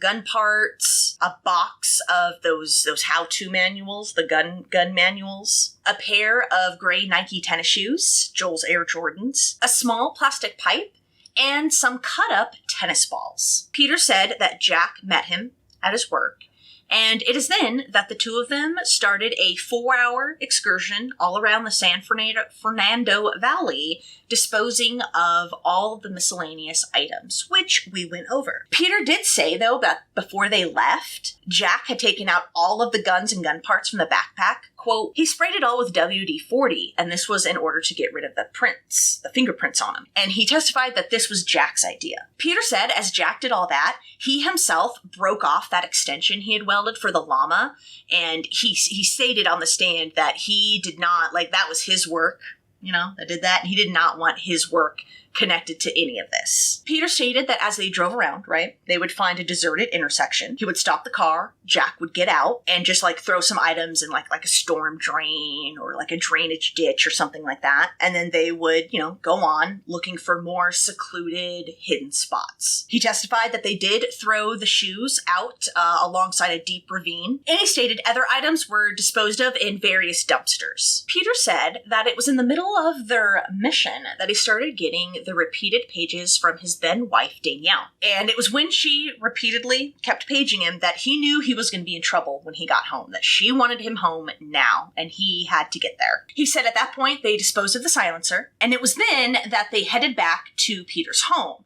The only thing they had left was the barrel of the AT-9. And Peter testified that when he arrived home, he remembered seeing Jack's car there, but he didn't remember how it got there. All he remembered was Jack and him meeting at his work. He also stated that Joel was nowhere around at this time. And he said at this point there was no particular reason why they had the barrel left over, but, quote, because the pager was going crazy, they scrambled real quick and headed home. And it just so happened that the barrel of the gun was what they had left over. Peter then said he and Jack agreed that Jack would then go off and dispose of the barrel while Peter went upstairs to, comfort his wife. Peter said at one point after the killings, his little brother did come to him freaked out and in a schizoid state. Quote, he came around the turn, honked his horn, and I went down. He said he got a message and needs to get out of town, that he got a code on his pager. He said Joel kind of went on and on, saying, quote, he wouldn't be surprised if his face was on America's Most Wanted or something to that effect. Peter said that he didn't know who had sent Joel the pager messages, and he didn't ask for anything, any clarification or anything, right?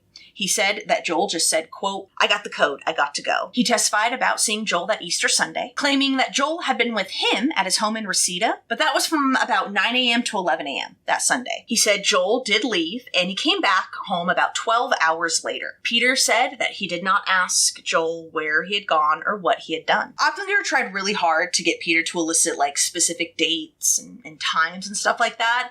But remember, at this point in time, so much time has passed, and that's kind of what Peter said is I don't remember minute details. I remember the big stuff, but I can't elicit exact certain dates, right? Michael Poindexter also testified. Remember that was one of Dana's classmates? And I was a little surprised at his testimony. He described his former best friend. Quote, he's the greediest person I've ever met in my life. I believe he would do anything he can to acquire more money. He said they were a clique of two. He reiterated and went over a lot of what we've already gone over, right? That Dana would flash Daddy's cash. Quote, in line to buy a candy bar, he would ask, can you break $100? That's the smallest I have. That's the kind of flashiness. Now, when asked if he thought it was wrong, what Dana had done, those bogus articles and whatnot. And when he said yes, the defense got Michael to admit that he too had lied to the same reporter that Dana had. Quote, I had no choice. I had to back Dana's play. Michael said that the same reporter who had interviewed Dana wanted to do a follow-up story. And so Michael had lied and said that he had turned $3,000 of his family's farm money into $1.6 million by playing the stock market. He testified that he couldn't tell the reporter the truth because otherwise it would expose Dana. And plus, he said he really liked the reporter and he felt bad, if he was duped by two college kids. Quote, sometimes it takes a lie to cover up a lie. That's a great philosophy. And, of course, the prosecution's star witness, Jack Ponce, also testified. He claimed Joel confessed to him, quote, he said it had to do with $8 million, and he and the other guy were going to split it in half. He said they were going to assume the throne. He said in the days and weeks following the murders, Joel acted very paranoid, very scared, and he wondered if maybe he should flee somewhere to Las Vegas or Mexico. Jack said that Joel also started kind of getting paranoid about the crime scene, oh, did I leave a glove behind? And, worried that he had left something behind. Jack said that when he visited Joel at the Half Moon Hotel, Joel was paranoid and scared that somehow the victims had survived. He told Jack that he had constantly checked their wrists, to see if they had a pulse. And this was because he heard a gurgling sound coming from Dale. And so he was scared that they were still alive. But Jack, who remember was taking pre-med classes at UCLA at this time, told Joel oh, checking the wrist, that's actually not the most efficient way to check someone's pulse and if it's, beating or not. And I guess that just freaked Joel out even more. While there, Jack said that he did see $1,500 in cash in Joel's hotel room, and Joel told him that he had stolen it from the Ewell home. Jack said he also saw the disassembled AT-9 on the desk. Joel told him that the shell catcher had malfunctioned during the murders. And Jack stated that he then chastised Joel for using that weapon that he had bought for him for this. He said Joel just kept saying he was sorry and, quote, "If there is a God, I'm fucked." He recalled when Joel came over to Leticia, remember his ex-girlfriend's apartment, and he talked about 3 people who were killed, just saying that he, quote, "didn't know what went wrong." He said when he met Joel in the underground parking lot of Leticia's apartment building, and they were riding the elevator up, Jack kept asking Joel, like, what was wrong? Quote, he replied, "It has to do with the triple homicide and me." He said Joel then received a code on his pager, quote, "to get as far away as you can." Jack testified, quote, "I told him, don't tell me anything else. I told him, don't tell me anymore. I believe the more I knew, the more involved I would be." He also claimed it was when they were at a restaurant in Malibu called Alice's Restaurant, when Joel started divulging more details about the murders after Jack had asked him. Now, when asked why he would ask Joel for details now, Jack testified, quote, "He'd been telling me bits and pieces, and at that point I was involved because of the disposal. I was curious to know what happened." And this is when Jack said that Joel told him about, like, shaving himself and sitting on the plastic tarp waiting for the Ewells and all that stuff. Jack said that Joel told him he had been hiding in the laundry room when he killed Tiffany. He shot her from behind. Quote, he said she walked by the room he was waiting in, and he shot her. He said he shot her in the head. And due to the silencer, Joel said that Glee had not heard the shot and had actually kept talking to her daughter from the next room, not realizing that she had been killed. That is until Joel confronted her, and as we know, shot her multiple times. Joel said after he had killed Glee, he had to switch clips. And then he waited for Dale to come home and killed him just as he had Tiffany. Quote, he said the father came in the door and he waited until he shut the door and waited until the father walked past the room he was in, and then he stepped out and shot him. Joel told Jack that Dale was shot through the throat and that something had come out from his eye. Jack also testified that Joel had drawn the layout of the Ewell home in the sand on the beach, pointing out and, like, drawing, like, where he had been and which direction he had gone and all that. He told Jack that he purposely stole Dale's Browning 9mm weapon in order to throw off investigators. And Joel supposedly also told Jack that originally he wanted to just set the Ewell home on fire. Quote, to get rid of all the evidence, but Dana didn't want him to because there was paperwork in there that he needed. He said at one point, when they were driving back to Leticia's apartment, Joel said, quote, I hope there's no God, because if there is, I'm fucked. He said that he and Joel communicated through a series of pagers and codes, and he said that he would know when Joel paged him because the code shit would appear, and that was the code word they had agreed upon. And, of course, he testified to everything that we went over in his confession, and he admitted to the fact that he didn't confess until he himself was facing his own murder charges. He also admitted to helping Joel with those petty crimes that we went over. And as far as Dana's involvement, everything that Jack knew about, he had heard secondhand from Joel, who he said had told him, quote, Dana was really cold and calculating, and he had demonstrated how he would cry when he was told the news that his parents were dead. He went on to say that Joel became concerned because Dana had a pretty rock-solid alibi while he himself had none. And that's when Joel decided that he was going to do the auto body shop. It was a 24/7 auto body shop, quote, because no one could tell you were there. And that's when Joel had settled on that being his alibi. Jack said that Joel told him that Dana was paying for his flight lessons, but he wasn't getting, quote, the big money that was being spent on Monica. And all throughout Jack's testimony, it is said that, and through most everyone's testimony, Dana was like, you know, he would like take notes and then he would look up every once in a while and just shake his head and, yeah, douche. Under cross-examination, Jones asked Jack if he made it a habit to go to lunch with murderers. And Jack responded, quote, well, I only know of one. No. Jones rounded on Jack about that false report with the LAPD about the gun being stolen. Quote, you had no problem going so far as to make a false police report, is that correct? Jack admitted yes. Jones also got Jack to admit how much money he had received from Joel, and it was a total of $1,800, $500 for the gun, $100 to write a term paper for Joel and another friend, and $1,200 after detectives first interviewed Jack. Jones pointed out that even if Dana was going to pay to off his family, it would be stupid to write checks because they're traceable.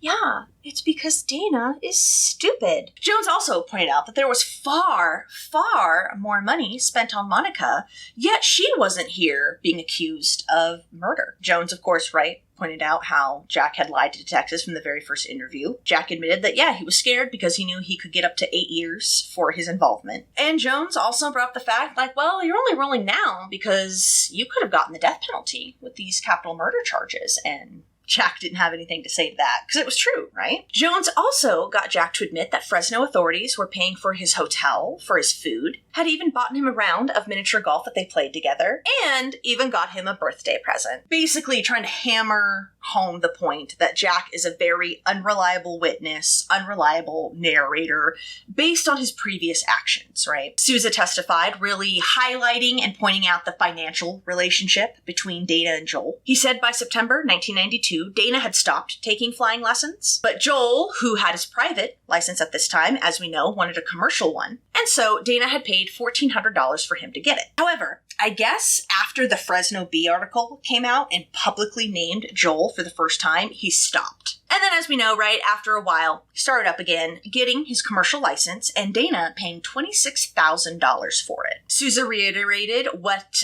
had conspired when they visited Dana at SCU, and he said that a week after those events, that they heard Joel on a call say, quote, okay, Dana, okay, someone must be listening to us or there are snitches. Jones and Wolf, meanwhile, tried poking holes in this, right?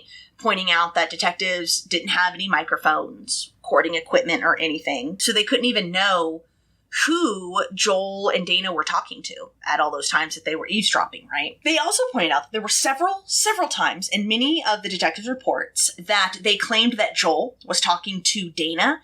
However, if cross-referencing the times and whatnot with phone records, it proved that Joel was not talking to Dana, right? Obviously trying to put doubt about these phone calls that detectives heard. Jones said that Sousa and the other authorities had been out to get Dana from the very beginning, while ignoring other theories about the murders. Quote, when you formed an opinion about a case, you tend to interpret things in a way that reinforces your opinion. Now, the defense, especially Wolf, was trying to get a bulk of, like, the reports and, like, all of the work that Sousa and the undercover officers had done over the years, especially Wolf, I mean the defense, but especially Wolf, was trying to get all of those thrown out and be made inadmissible. Because they knew that was, like, where a lot of the meat of their case rested on, right? Wolf had tried to get a continuance, saying that there were just, like, so many documents and paperwork to go through that he just didn't have time to prepare. However, he had been denied this, so Wolf did not really do a whole lot of cross-examining or interviewing at this preliminary hearing. Boudreaux also testified to everything we've gone over, his findings and whatnot. Now, it is said throughout the preliminary hearing, right, Joel came off as just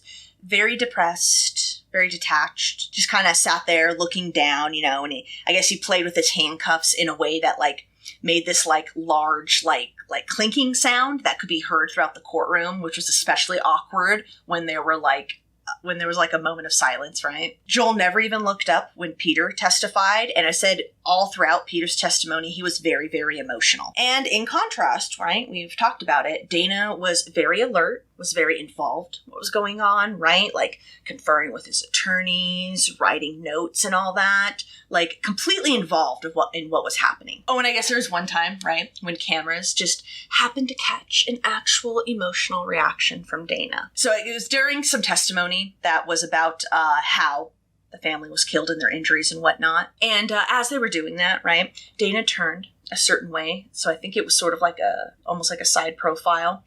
And a single man tear dripped from his face. Yeah, come on, dude. Bro, you're not a good actor. Like, it was so clear that, like, Dana was trying really hard to, look at my tear, look at my tear. Like, definitely wanting to get attention for it, right? In the end, on Thursday, September 21st, Judge Papadakis ruled that there was plenty of evidence to proceed with the trial, and the arraignment and hearing to set a trial date was postponed. My goodness, I cannot talk today. The arraignment and hearing to set a trial date was then postponed after Wolf requested a continuance. And this was because Wolf was going to petition to keep being Joel's defense attorney at taxpayers' expense, because at this point in time, the Radovciches could no longer afford him. On October 10th, Oplinger announced that they were going to go for the death penalty for Dana and Joel. And that same week, a panel of judges rejected Wolf's request to stay on as Joel's attorney at taxpayers' expense. And so I thought this was super interesting. So apparently, right, there's this attorney appointment system that's put in place, and it's put in place for if there's a situation where a defendant cannot afford an attorney and cannot be represented by the public defender's office. The public defender's office couldn't represent Joel right here because they were representing Dana, right? So yeah, isn't that weird? Yeah, so there's like this list for this contingency, right? And it's a list of like 12 attorneys. And basically, yeah, they are allowed to substitute in and pretty much like get paid like a public defender via taxpayer expense, right? But you have to have a bunch of qualifications to be on this list. You have to have at least 5 years experience, prosecuted at least 20 felony cases, and this was why Wolf's request was rejected, because he was not on this list. Now, apparently there are chunks of $40,000, $60,000, and $80,000 that the attorneys can draw from. However, it was already being projected that Joel's defense in trial was easily going to go over that $80,000 cap, and that it could easily go into $500,000, if not more. Wolf said he would have felt irresponsible defending Joel with only $80,000. Quote, I don't know how it can be done, saying that any defense attorney using $80,000 is not going to mount like a very proper defense. Quote, you can't do that when somebody's life is on the line. And on Wednesday, October 27th, Wolf officially withdrew from the case. He was no longer representing Joel. Finally, on Tuesday, November 7th, Joel and Dana had their arraignment, after being postponed 3 times due to Joel's attorney status. Joel ended up with defense attorney Philip Cherney. He was one of those attorneys on that list, saying that the case is, quote, going to be a real challenge, no question about that. Joel and Dana pleaded not guilty before Fresno County Superior Court Judge Stephen Kane, who then set a hearing to determine the trial date and the trial judge. And this was going to be a special challenge because of the Ewell's connections, especially Glee. Remember, she knew a lot of people in the law enforcement field, excuse me.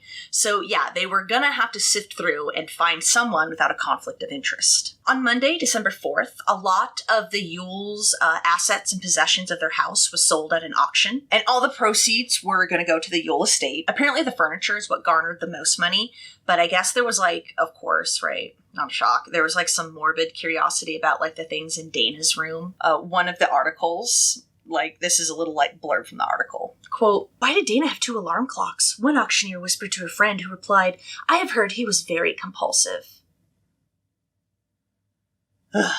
So dumb. Anyway, another auctioneer was an antiques dealer, and his name was Jack Barthélemy. I hope that's how you say his name. And he said that he briefly considered like getting some items and using it as like a marketing gimmick.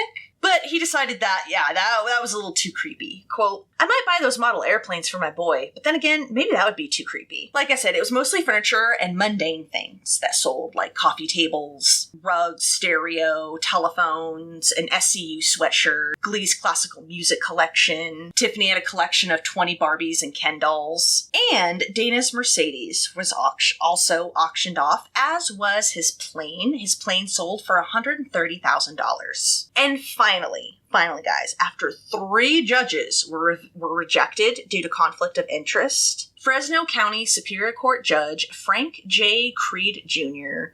was declared the trial judge, and he was picked to preside over the trial on January 30th, 1996. Meanwhile, the fight over the estate and Big Glee's care was still ongoing. In April of 1996, Big Glee was still in her facility in Turlock, and this time she was recovering from a stroke. The courts had ruled that Big Glee was just too frail to move to Oklahoma, but Helen and Jimmy were trying to fight that. Quote, we're going to fight this because Aunt Glee belongs with family. And even from behind bars, even after all this time, Dana still had supporters, including Monica and her father, Berman, of course, and a prominent defense attorney named Ernest S. Kinney. Kinney told the press that Dana would have much preferred to have him and Jones represent him, but his financial predicament, just prevented that from happening. On Monday, April 29th, both Jones and Cherney filed motions to have all the charges against their clients dropped. I feel like that's always like a go-to first step, right? They They cited legal errors and hearsay evidence. Cherney also stated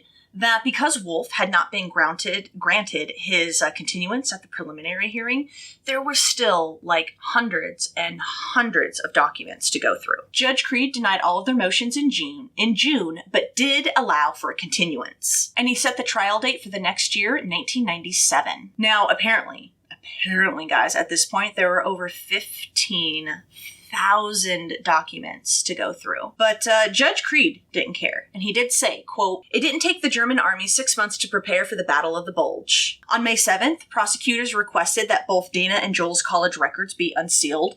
Not sure if they ever did. There are just some things, right, that you come across when you're doing research, like news articles. There are some things that get reported on and then they're never followed up on. So I don't know if their college records were ever unsealed. In July, Judge Creed ruled that all of the affidavits, documents, and all that stuff relating to the case was still going to be sealed off from the public, citing the need not to jeopardize the risk of Joel and Dana not having a fair trial. In August, Dana did attempt to hire Kinney, a defense attorney. He told the press there was a, quote, 50% chance he'd be assigned the case. I guess the real sticking point was $200,000 that Dana had to come up with to retain Kinney. And some articles reported that unidentified friends and family were trying to crowdfund this $200,000 for Dana. Now, this little tidbit that was reported was seen as pretty controversial because, Dana was already determined by the court to be indignant, due to all of the financial troubles and, everything being frozen. Hence, the public defender's office. So there was a little, eyebrow raising at this. Oppinger wrote a letter to Judge Creed saying that they were worried that, Dana all of a sudden doing this would just cause more delays in a case that was already dragging on. He contended that if Dana wanted to switch attorneys, it should be done without interrupting, quote, "the court's concern for efficiency, the co-defendant's rights, or the people's rights." And he also said it was pretty audacious for Dana to even, attempt this or request this because of all the taxpayer money that had already been spent on Jones, right? Because he's public defender's office. Kinney said of Oppinger's letter, quote, "Now, because of the letter, I might just lower my fee. I suggest that if and when I make a motion to substitute in, the district attorney better buckle his bootstraps and be ready to go to war on the case." Yeah, wait. In part 6, we'll get more into this Kinney guy.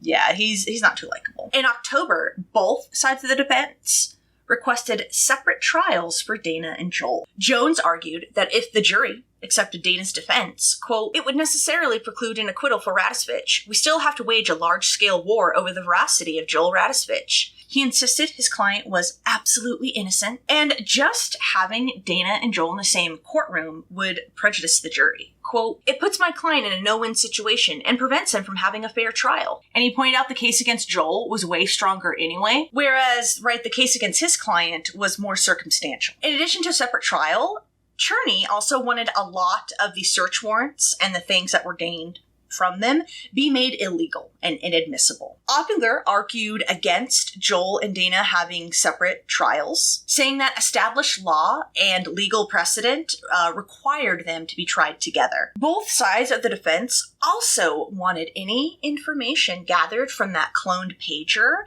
to be made inadmissible.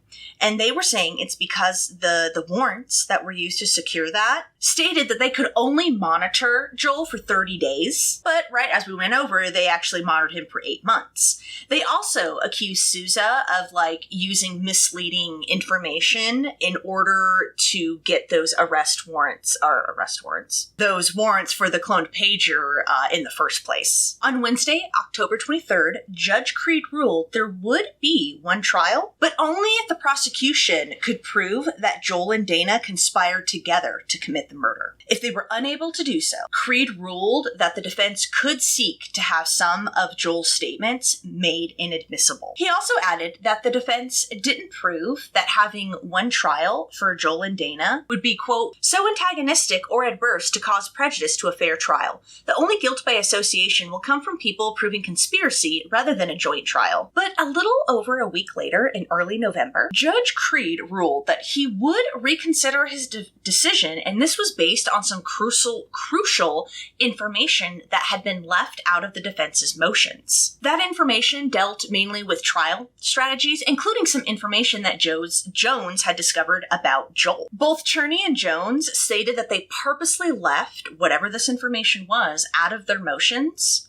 because they didn't want the prosecution, right, to get a hold of it, and they were worried that it would prejudice Judge Creed against their clients. Both defense attorneys then petitioned for another judge to hear this information, and then decide if there would be one trial or two. And at this hearing, prosecutors would not be allowed at it. In the end of November, Judge Creed decided that Fresno County Superior Court Judge Ralph Nunez would then hear this confidential information. And he would also be the one to decide if there would be one trial or two. Judge Creed also granted the defense's motion that some of the information gleaned from Joel's cloned pager would be made inadmissible. But I guess the tricky part with this would be deciding what evidence was obtained legally versus illegally. But he did rule that all of the search warrants, affidavits, all that stuff, they were all admissible. And on Friday, November 22nd, that hearing about the confidential information was held. Oplinger had asked Judge Nunez if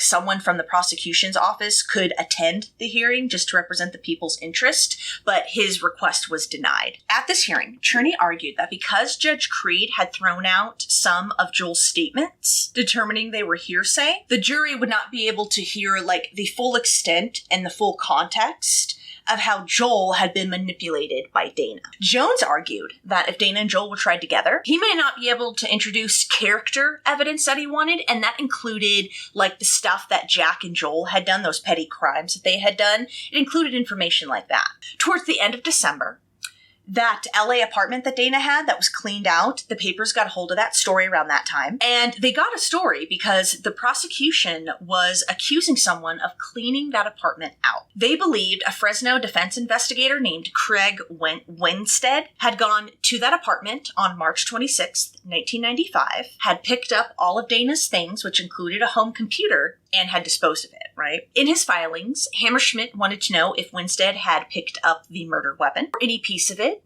any firearm really, and any items that could be construed as evidence. Hammerschmidt wanted Judge Creed to compel the defense to hand everything over. Both Jones and Cherney refused to comment to the public, and they would neither confirm nor deny if Winstead had indeed gone to that apartment. Jones cited that any conversation he had with Dana was protected under attorney-client privilege. And Kinney, who was still not on the case, but was certainly commenting about it publicly to the press and whatnot, and he thought that this was just a fishing expedition by the prosecution. He also wondered how the prosecution would even know what items were evidence and what weren't. Hammerschmidt argued in his filings that if Judge Creed did not do as they requested, it could encourage other defendants to turn over crucial evidence to their lawyer, quote, so he can hide it until the trial is over. However, Judge Creed denied this request, saying that they had to prove these items were evidence. And on Monday, December 30th, Judge Nunez ruled that yes, Dana and Joel would have one trial. And he pretty much cited the same as Creed had, that the defense had not adequately proven that having one trial with them would preclude them from having a fair trial. And that same day, this is when the public would learn what the defense strategies were going to be. Cherney, as we've sort of already kind of glimpsed at, right, was going to argue that Joel had been manipulated by Dana to kill his family, while Jones was going to argue that Dana was completely innocent and that it was Joel and Jack who had actually committed the murders. On Friday, January 10th, 1997, Judge Creed ruled that the trial would be held in Fresno County, saying that their population of 700,000 people should garner them a big enough pool to get people who either were unaware of the case or did not have a bias due to media coverage. He said, quote, although the publicity has been extensive and continuous, it has been factual and accurate rather than sensational. Pointing out that a lot of these articles were actually just quoting court documents directly. Quote, the defendants have not established that the continuous publicity after their arrests had caused an unusual emotional response in the community. He also refused the defense's request to delay the trial, saying that the defense had 2 months to prepare. And he stated that jury selection alone would take 3 weeks. Wait until part 6. It does not take 3 weeks. 1 week later, Judge Creed then ruled that, again, the trial date would not be postponed. And this was something the defense and the prosecution wanted. And this was due to over 5,000 new pages of evidence and documents that had been discovered. And they were a bunch of regarding firearms, testing, forensic tests. It was all stuff like that. Right? Results of tests and stuff. And both sides were arguing that they needed time to sift through this. The prosecution was also saying that they had even more evidence that they needed to test and get results back. One of these tests they wanted to perform were particles that were found on Glee's sweatshirt.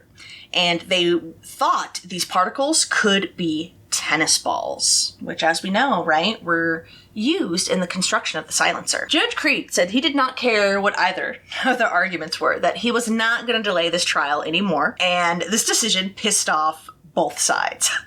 Oplinger said, quote, "I feel an agenda here. You have an obligation to tell me and the defense lawyers." And Creed said the only agenda he was adhering to was the law and to get this trial started in a timely manner. Quote, "We have to draw the line on something that is already a long case." He also scolded both sides, saying the defense had access to these documents well in advance, that they weren't new evidence, and then he chided the prosecution for delivering all these documents in piecemeal fashion. Oplinger stated that they had turned over reports and tests and documents as soon as they had them, as they were getting them. And also pointed out that their investigation was still currently ongoing, so they were still expecting, more stuff to come in. And at this point in time, the defense had already asked an appellate court to reverse a lot of Judge Creed's decisions, including having one trial and having it in Fresno County. And also, at this point in time, Michael O. Castro from the Public Defender's Office was assisting Jones in Dana's defense. And boy, that is where we will end part 5. And then, next time we gather, we will conclude the Dana Ewell case. Oh my gosh. And what you think it already took forever to get to trial? Boy, wait until we get into it. All part 6 is going to be all about the trial and the aftermath. Thank you so much to user formerly known as @HeyHeyYou, aka Catherine. Thank you so much for suggesting this case. Memba, I read this book, Catch Me If You Can, by Craig Hanadell, to get some of the information for this case. And thank you so much for hanging out with me, listening to me blabber. I kind of did something a little different with my makeup, did a little lighter. I don't know if it worked out. I don't know. We'll see. But yeah, thank you so much for hanging out. Thank you so much for commenting. I hope sorry you probably got a bunch of random hearts of me liking comments. I'm trying to catch up on comments. I've also noticed, right, that I have case suggestions in there, so I am getting to it. I promise. I'm gonna get better. Even if it's just liking comments, even if I can't respond to everyone, I'm going to try to be a lot better. Alrighty. Well, it's pretty hot in here. It's summer, Southern California. It's hot. I need to turn on my AC. I hope you have a wonderful, wonderful 2 weeks. And then, when we meet back up in 2 weeks, we're going to finish the Dana Ewell case. Until that time, take care of yourself out there. Be happy, healthy, all that stuff. Remember, don't be a dick. Don't be a needless dick, all right? Leave a little sparkle wherever you go. Alrighty, guys. Thank you for hanging out. I will see you in 2 weeks. Bye-bye.